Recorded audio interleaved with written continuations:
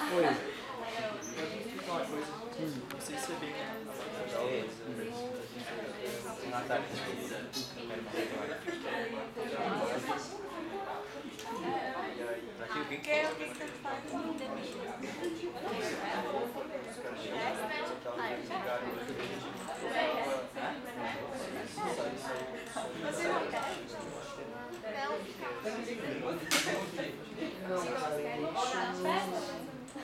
Só se a rádio fosse analógica.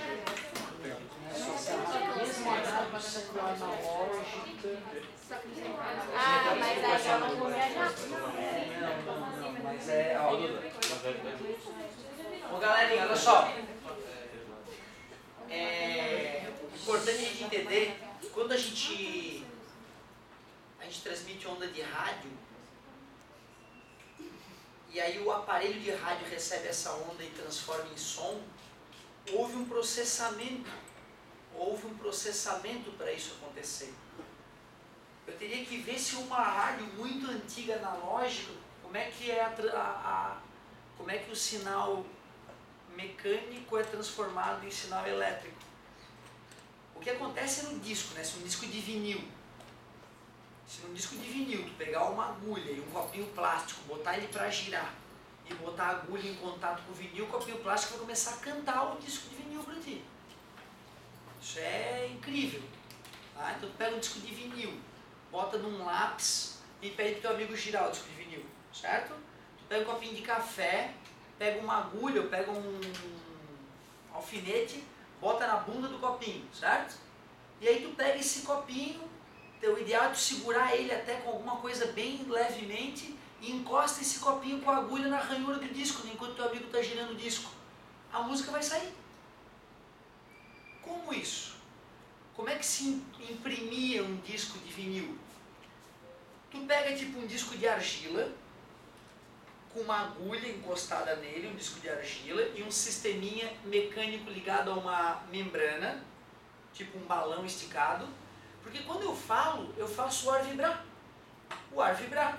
Se eu botar uma membrana próxima à minha boca para a membrana vibrar e a membrana está conectada numa agulha, se eu botar um disco de argila para girar em contato com essa agulha enquanto eu falo, isso aqui vai vibrar, conectado com a agulhinha, vai fazer a agulha vibrar no mesmo ritmo da minha voz, enquanto o disco gira, a agulha vai fazer a argila oscilar como o ar faz a minha voz oscilar. Olha a sacada dos caras. Depois tu pega esse disco de argila, faz um disco de vinil, de um plástico, faz 1000 cópias, e aí tu faz um sistema que faz o contrário, que pega essa agulha, encosta a agulha de novo no vinil, e faz um sistema para amplificar essa vibração. Isso é o primeiro vitrola, certo? E é exatamente o que acontece no disco de vinil, que aí ficou amplificado eletronicamente e tal, mas a ideia é a mesma. Mas quando eu vou fazer uma corrente, aí olha só, como é que eu vou fazer um rádio, uma onda de rádio? O que é uma onda de rádio? Tem a ver com isso aqui, ó. Antes de te explicar como é que é gerada uma onda de rádio, então, estudar o movimento das cargas elétricas. Estudar as cargas elétricas em movimento. O que era isso aqui mesmo? Fio condutor. Fio condutor. Aí eu peguei mais fio aqui, tá vendo? Mais fio e conectei numa bateria. Para ninguém morrer, para não correr risco de morrer, vou pegar uma bateria de carro. O que tu acha que é a barrinha grande e o que tu acha que é a barrinha pequena? Grandão. Quando é grandão, parabéns, pequenininho. Certo? Beleza? Pequenininho, menorzinho, negativo, grandão, positivo. Tranquilo? Os opostos, os iguais. Quando a galera começou a brincar com isso, primeiro, nunca façam isso, tá? Se tu pegar a bateria do carro do teu pai, pegar fio e conectar um polo na outra, a faisqueira, o cagaço vai ser grande. Na hora que tu encostar um fio no outro, meu Deus, é faísca para todo lado e o cagaço é grande. Então uma coisa que não faz, que prejudica a bateria. Isso seria fazer um curto-circuito na bateria. Beleza? O fio condutor, gente, como o nome diz, ele é condutor. Ele oferece muito pouca resistência à passagem de corrente elétrica. Beleza? Como ele tem então muitos elétrons livres, Quando eu coloco um lugar com excesso de próton e um lugar com excesso de elétron, os elétrons vão querer disparar. Mas disparar numa velocidade absurda. E como eles vão querer que cada um vá para o outro em alta velocidade, e tem um pouco de atrito nesse movimento, vai esquentar pra caramba. Então se tu aguentar o cagaço e segurar o fio na marra, cara, vai fritar a tua mão. Na hora tu vai esquentar tanto a tua mão que vai queimar feio a tua mão.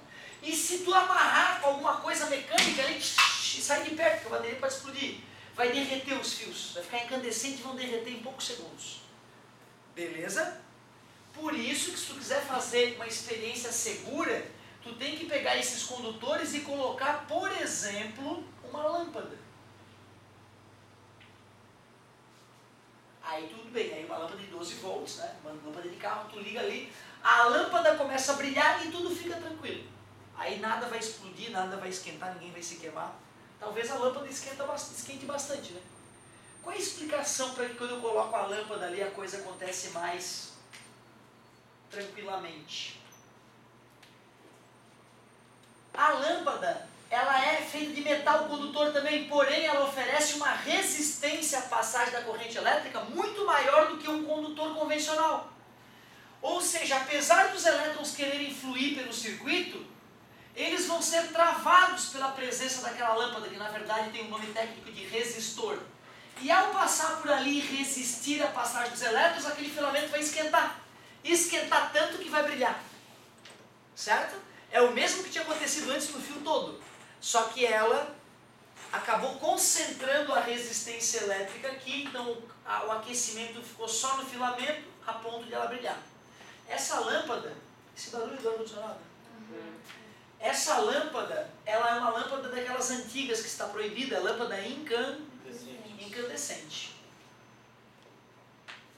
Para ter uma noção de como é que a gente gera uma onda de rádio, ou como é que a gente transmite um sinal elétrico, imaginem vocês que eu pudesse pegar aqui dois fios quase encostando um no outro, mas não está encostando, e começasse a falar aqui pertinho.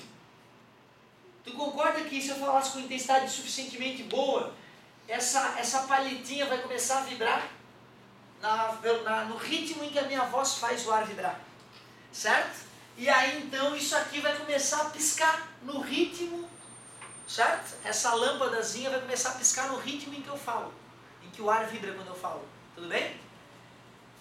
Uma onda de rádio é um tipo de luz que tu não enxerga, tudo bem? Uma antena de rádio é tipo de uma lâmpada grande que tu não vê a luz que ele emite, mas é o mesmo processo. Imagina que eu tivesse um circuito parecido com esse, com um captador de luz. E à medida que a luz fosse captada, gerasse corrente elétrica no circuito. Então tu vê, se um cara fala naquela palhetinha, alô, testando, a palhetinha faz a lâmpada piscar no ritmo em que o ar vibra. E aí do outro lado, longe, um receptor de luz faz o contrário.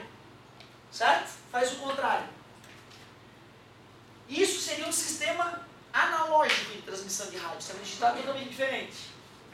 O amigo disse que tinha um vídeo onde, numa antena de rádio altamente potente, o cara encostava um galho de uma árvore, alguma coisa na antena, e saía o som da rádio nesse negócio que tu encostava na antena. A única explicação possível para isso é que essas oscilações eletromagnéticas, esse tipo de luz que a gente não enxerga que sai da antena, estava fazendo o galho sacudir no ritmo em que o locutor falava e fez a música, o som aparecer ali. Mas isso só seria possível numa rádio analógica e, do meu ponto de vista, mais antiga, porque as modernas já têm uma série de processamentos ali, por isso que eu tendo a duvidar.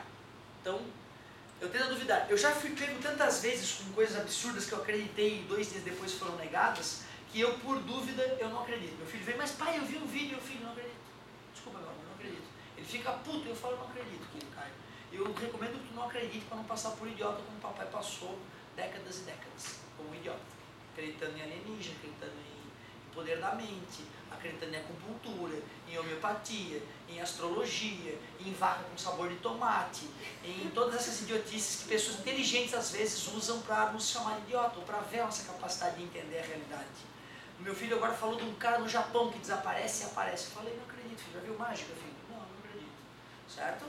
Mas a gente tem que ter a mente aberta, né? Para um dia a gente conseguir uma confirmação diferente. Certo? Então eu expliquei mais ou menos como é que é, né? Como é que seria uma transformação de uma onda mecânica, né? A vibração de uma voz, e um piscar de luz, uma coisa eletromagnética. Mais ou menos esse seria o sistema. Luz gera uma pressão. A luz, quando bate na tua pele, ela faz força na tua pele. Não sei se tu sabe disso. Tu não sente essa força, mas é um fato. Então, se eu tiver uma coisa muito tênue aqui, muito leve, que recebe essa luz, como essa luz vai atingir essa coisa no ritmo em que o sistema está sendo sacudido pela voz do cara, existe alguma probabilidade dessa coisa emitir o som.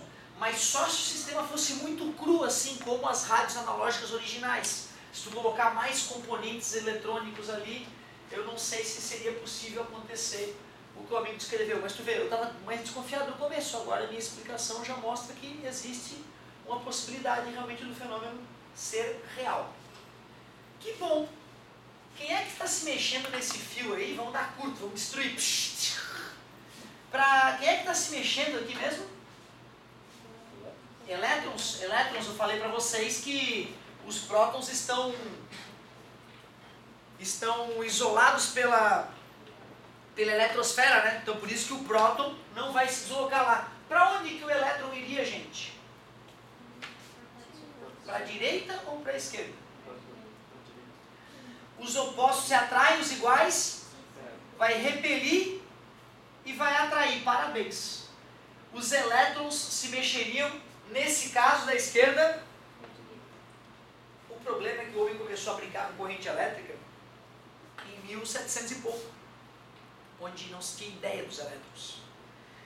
Os caras vendo o fio esquentar, eles se perguntavam, por que está esquentando, será, né? Eles imaginavam, deve ter umas baguinhas que está passando pelo fio, e aí quando passa pelo fio, assim como a gente esfrega as mãos e esquenta, as baguinhas vão fluindo lá por dentro e esquenta. E essas baguinhas são o quê? São positivas, óbvio, são positivas. Na época que a galera começou a trabalhar com corrente elétrica, acreditavam que as partículas que se deslocavam dentro dos condutores eram... Logo se convencionou que a corrente elétrica iria, nesse caso, da direita para a esquerda. Isso ficou tão arraigado a cultura de quem trabalhava com isso, que até hoje, quando a gente fala do sentido da corrente elétrica, a gente fala do sentido convencional e não do sentido real. Não entendi, professor. Vou te explicar de novo.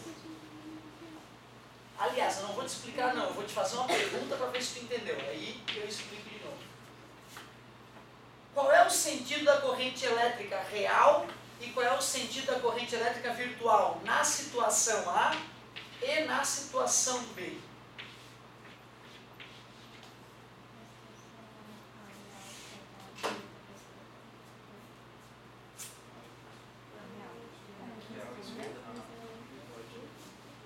Na A está indo para a esquerda e na B para a direita. Beleza. Vou botar aqui só para vocês não colarem diretamente do que tinha antes, né? Certo?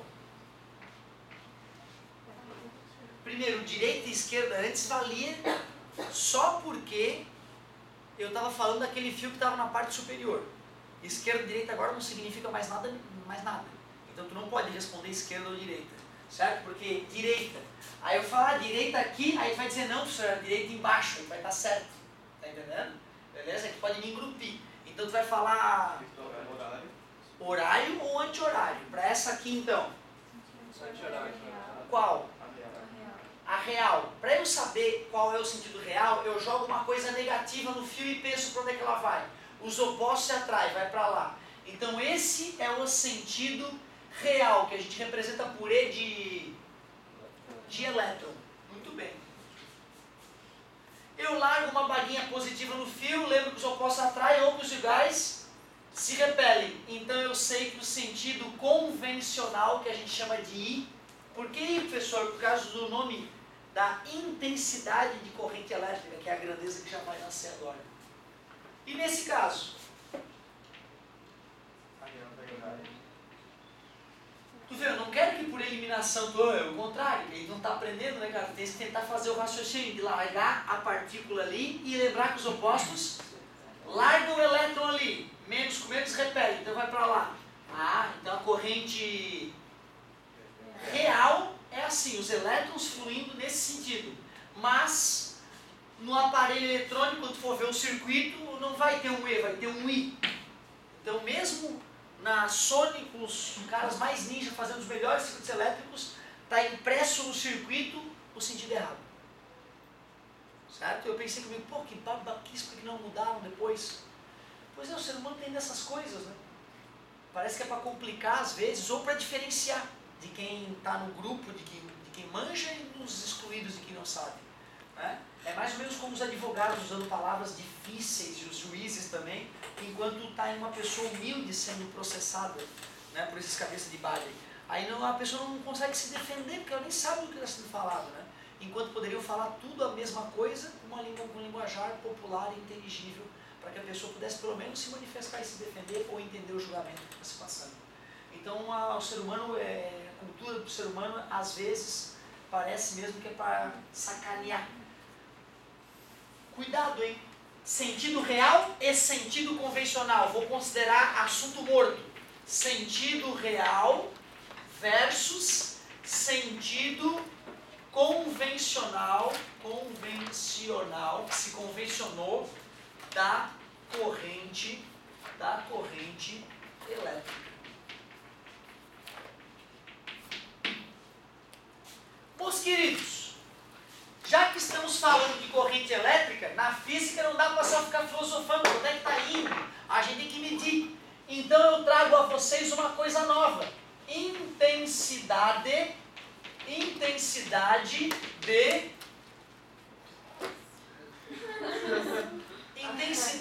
de corrente elétrica.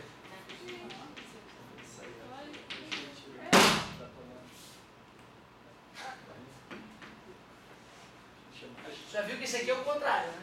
Tu tira e ele acende. Tu bota e ele para.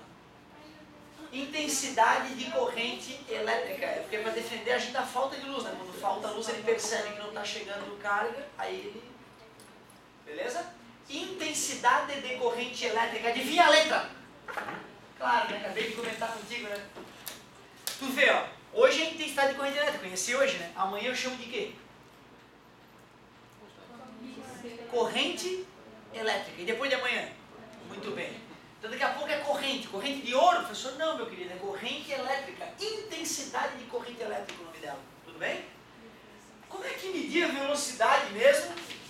Como é que media a velocidade? Deslocamento, né? Sobre o tempo. Distância sobre o tempo. Tranquilo? Sempre que a gente quer medir uma coisa que está fluindo ou passando, a gente usa o tempo como referência, né? Não vai ser diferente com a intensidade de corrente elétrica, é o tempo que manda. Mas como é que eu vou medir quanto de corrente elétrica está passando por um fio? Imaginem vocês que eu pudesse fazer uma linha de chegada ali e pudesse observar os elétrons todos fluindo. Todos os elétrons fluindo para o mesmo lado. Se eu ficasse marcando o tempo e contasse quantos elétrons passassem por essa linha de chegada, fazendo aquela continha ali, ó, eu poderia determinar a quantidade de carga que atravessou a linha de chegada, não poderia? Se passar muita carga em pouco tempo, eu vou dizer que tem uma intensidade de corrente elétrica grande. Se passar pouca carga em muito tempo, eu vou dizer que a intensidade de corrente elétrica é pequena. Ou seja, basta dividir a quantidade de carga elétrica pelo tempo. Eventualmente o cara pode até te falar já de mão beijada a quantidade de carga elétrica. E às vezes isso tem que calcular através da fórmula anterior. Qual é mesmo a unidade de carga elétrica? Alguém lembra o nome desse Czinho? Coulomb. Se escreve Coulomb. Mas a gente não lê aquele OU ali. Coulomb. Beleza? E também se tu pronunciar errado, eu não estou nem aí. Se tu calcular certo, estou bem feliz. Tá? Então, Coulomb. Logo, qual é a unidade de intensidade de carga elétrica? É Coulomb, que é a quantidade de carga elétrica, e tempo. E tempo, qual é a unidade, por favor? Segundo. E aí, para puxar o saco de mais um grande cientista, a gente chama de coulomb por segundo de ampere. Já ouviram falar em ampere? Ampere ou ampere? Pronúncia ampere. Eu não falo ampere. Aqui na ilha fala ampere. Quantos ampere? Quero um disjuntor de 30 ampere. O chuveiro tá caindo, o chuveiro. O disjuntor está caindo. E não tem problema também, entendeu? A pessoa não é menor porque ela fala ampere. Se ela leu, né? É normal. Mas os franceses, eles não pronunciam geralmente a última letra ali bem, né? Então fica ampere. Muito bem. Pá, então peraí, cara. Aquela coisa que tem no quadro de luz da tua casa, aquele monte de dispositivinho com númerozinho, né? 20, 50, os disjuntores. Para que é aquilo lá? Acabei de falar que se passar corrente elétrica demais no fio, esquenta. O nome disso é efeito Joule. Certo? Joule é o que é que como se pronuncia no Brasil, né? Na verdade seria Joule. Joule. Aí também é babaquice, mas fazer biquinho nessa hora, né? Então, efeito Joule. Efeito Joule é a maneira mais comum de a gente pronunciar. O que é efeito Joule, professor? É quando energia elétrica se transforma em energia térmica. Quando a corrente elétrica passa por alguém e a coisa esquenta. É o que acontece na tua sanduicheira, na chapinha de alisar o cabelo, no chuveiro elétrico, beleza? No micro-ondas não. Micro-ondas é uma coisa totalmente diferente que faz a comida esquentar, certo? Então peraí, cara, tu imagina que eu pego uma máquina super poderosa que consome um monte de energia e boto naquela tomada. Vai passar um monte de corrente elétrica pela tomada. Mas o que está trazendo a corrente até a tomada? Fio, né? Será que esse fio vai ser grosso o suficiente para trazer tanta corrente elétrica para esse aparelho super poderoso que eu trouxe aqui? Poxa, cara, então quer dizer que se eu botar uma coisa que gaste muita energia naquela tomada, pode fazer o fio dentro da parede ficar incandescente, então quente, e botar fogo no prédio por dentro das paredes. Para evitar esse tipo de coisa, e não precisa trazer equipamento nenhum, né, cara? Como eu te falei, é só pegar um pedaço de fio e conectar um plug da tomada no outro. Como não vai ter resistência elétrica, vai passar tanta corrente elétrica ali, que se não tivesse um disjuntor, o cara que disjunta, que separa o sistema, né, junta, disjunta, ia queimar as coisas. Então os disjuntores são para que as famílias não morram queimadas, quando alguém for usar inadequadamente o circuito elétrico de sua casa. Eu tive essa curiosidade de saber o que acontecia quando encostava um plug no outro na tomada. O que eu fiz? Lá na minha casa tinha um barracão lá, no fundo da casa, um barracão velho, e tinha tomada. E eu sabia que não podia encostar, né? O pai explica que não pode encostar. E aí eu pensei comigo, pô, o que eu vou fazer? Eu vou pegar a extensão da minha mãe, uma extensão boa que ela tinha lá, e vou fazer um curto na extensão desligada primeiro. Aí peguei, sei lá, um clipe de papel, peguei um prego, alguma coisa que eu não lembro o que era, e engatei num plug, né, num pininho da tomada, dobrei a coisa metálica, né, e engatei nos dois furinhos da tomada. Certo? Mas não da tomada, da extensão que estava desconectada da tomada. Aí a minha ideia era, agora que eu estou longe do curto, eu vou pegar o plugzinho, né, e vou engatar na tomada. Só que mesmo assim eu fiquei cabreiro, pensei, vai dar merda. Eu peguei um bambu grande, passei fita no plug da tomada, e eu sabia que madeira era isolante, então fiquei segurando o bambu e fiquei meia hora para acertar o plug da tomada. E botei a extensão longe de mim, que eu sabia que ia dar merda na extensão. Mas insisti. E daqui a pouco, e acabou a luz do barraco. Como é que eu vou explicar isso, né, cara? Não vou explicar nada, vou deixar as coisas lá e ver depois. Não fui eu. O que aconteceu?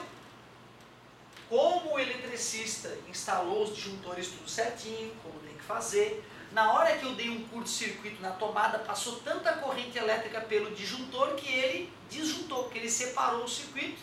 Então, em vez do barraco pegar fogo, simplesmente cortou a energia elétrica daquela região da casa para ver qual era o problema. Aí caiu o disjuntor, tu liga de novo, caiu de novo, aí tu chama o eletricista, certo? Porque às vezes foi uma sobrecarga pontual no sistema, desarmou, aí tu vai lá, arma de novo, volta tudo à normalidade. Beleza? Bom, o que é então quando tem o número 50 no disjuntor? Que ele consegue suportar até 50 ampere. É isso aí. Beleza. 10 ampere. As tomadas geralmente elas são ligadas a disjuntores de 10 a 20 ampere. Então se tu for botar um aparelho que usa mais que isso, vai desarmar aquele conjunto de tomadas. Ah, pessoal, eu mando trocar para um disjuntor maior. Se tu for botar um disjuntor maior, tu vai ter que trocar a fiação daquela região. Porque o disjuntor, ele está casado com o fio. Esse disjuntor vai desarmar. Por isso que não pode botar muita coisa na tomada. Isso. Por isso que tu não pode entupir uma quantidade de coisa. Mas o perigo é só desligar o disjuntor, teoricamente, entendeu? Se a casa foi bem feitinha. Mas, por exemplo, minha mãe mandou trocar um disjuntor lá na casa dela, sem trocar a fiação. Depois o eletricista veio e trocou a fiação. O perigo é tu trocar o disjuntor, e aí nesse período que não foi trocada a fiação, alguém usar demais aquilo lá, o disjuntor não desarmar, porque ele supõe que a fiação vai resistir, mas a fiação é fina demais, fogo. Esse é o grande perigo de tu chamar, ou tu em casa trocar o disjuntor, sem o eletricista verificar a espessura da fiação e ver se é seguro. Beleza? Resumindo, tem que chamar um cara decente, um cara honesto quando fazer instalação elétrica, porque pode matar. Certo? Nada demais até agora. Quais são as 3 possibilidades para a gente usar essa formulazinha de intensidade de corrente elétrica? Achar o I, te dou. Achar o quê? Vou ter que falar a corrente e o tempo. Achar o tempo, vou te dar a carga e vou te dar a intensidade de corrente elétrica e vou te perguntar quanto tempo a coisa ficou acontecendo. Concorda comigo? Ele falou disso e que mais? Falou da intensidade de corrente elétrica, falou que é isolante e condutor, acabou. A primeira aula acabou. E como é uma coisa nova, eu vou fazer os exemplos 4, 5 e 6, mas voando, sem enunciado dessa vez. E vou te deixar começar a fazer exercício. Mas não fica achando que vai fazer 2 aulas de exercício. Eu vou dar um tempinho para fazer exercício, um ou outro dessa matéria, porque é nova para ti. Empacou, eu corro aí e te ajudo. Quando eu sentir que a maioria já começou a acertar os primeiros, aí eu vou dar mais uma palhinha da próxima aula. Então olha só. Um chuveiro elétrico, ele pode facilmente consumir 40 amperes, se for dos bons. Chuveiro elétrico que esquenta para valer. No inverno, tua tocha de água e o bicho esquenta. A gente já viu, né? Chuveiro elétrico é uma tristeza. Você tem que botar no inverno uma gota de cada vez para a gota vir quente. Né? Se tu bota 2 gotas por segundo, já vem a segunda gota vem fria. Então, se for dos bons, cara, 40 amperes. Imagina que tu ficou tomando aquele banho de São Paulo, assim, sabe? Um banho entrou tal e já saiu fora. Vamos supor que deu uns 600 segundos. Pô, acabou a água, né? 600 segundos, divide por 60, dá quanto? 10 minutos é tempo demais. 300 segundos. Para quem já viajou para a Europa, né? Nos últimos 10 anos é uma coisa assustadora, né? Porque na Europa, há 10 anos atrás, tu toma banho num chuveiro que tu aperta num botão, sai lá 1 minutinho de água, ele para de sair água, tu passa o sabão, certo? Passa o shampoo, aperta mais uma vez, sai 1 minuto de água, tu faz o segundo ensaboamento e aperta a terceira vez, sai 3 minutos de água e deu. Tá proibido apertar a porcaria do botão de novo. Isso há 10 anos atrás, né? E nós aqui no Brasil, curtindo com o chuveiro ligado. Dá para acreditar? Não dá, né? É uma doença mesmo. Então, olha só.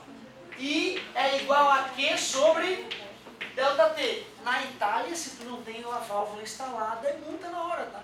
Foi o fiscal do governo, quê? Tu não tem a válvula instalada? E é na hora, não tem perdão. Vai. 40.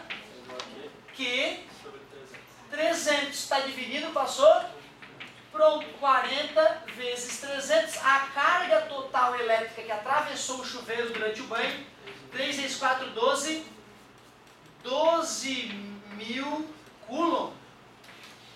Pode criar o teu problema aí agora, vamos ver. Esse foi o exemplo 4. Faz o exemplo 5 aí para mim. Qualquer aparelho elétrico. Qual é o aparelho que tu gosta? Qual que tu mais usa? Celular. Então, durante a carga de um aparelho celular, a corrente elétrica... Alguém tem carregador aí de celular na mão? Então, vamos aqui. A corrente elétrica, vamos fazer bem honesto.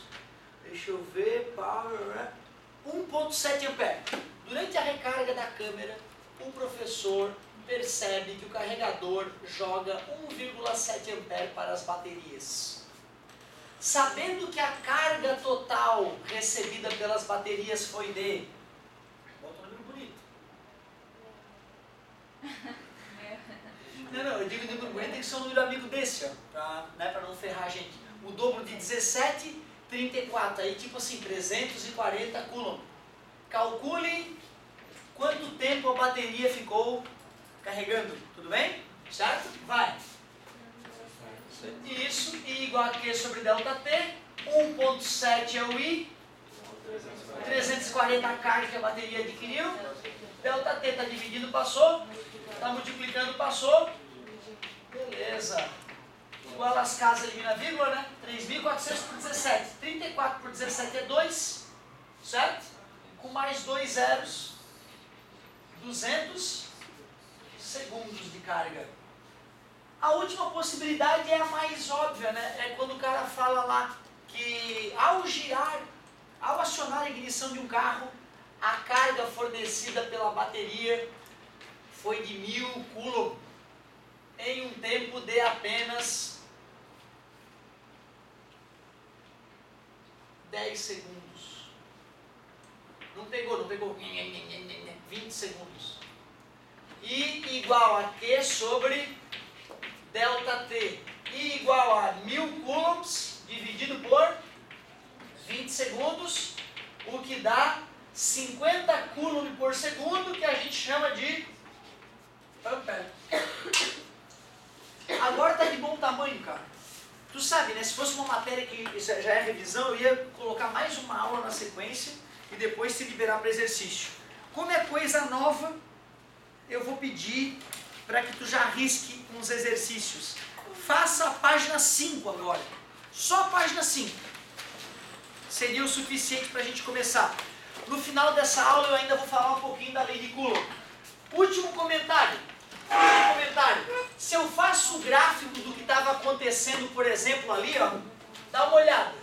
Se eu faço o gráfico do que estava acontecendo no exemplo 4, corrente e tempo. Tu concorda que esse gráfico aqui é honesto? Ó, 300 segundos, intensidade de 40 ampere. Era 40 ampere durante 300 segundos, né? Gráfico honesto. Qual é a área desse retângulo aqui, ó? Como é que calcula a área desse retângulo? Isso. Vai dar quanto? 12.000, olha que coincidência. Logo, sempre que eu tenho um gráfico que relaciona amperagem ou corrente elétrica com tempo, se eu calculo a área, eu obtenho a quantidade de carga. Então, área igual a quantidade de carga. Numericamente igual, a gente diz. Aí sim, é um comentáriozinho que pode te ajudar na questão 1.17. Fechou. Arrisca a página 5. Empacou, chamou na hora, cara. Tá? Pra gente ver se a gente tá começando a entender eletricidade.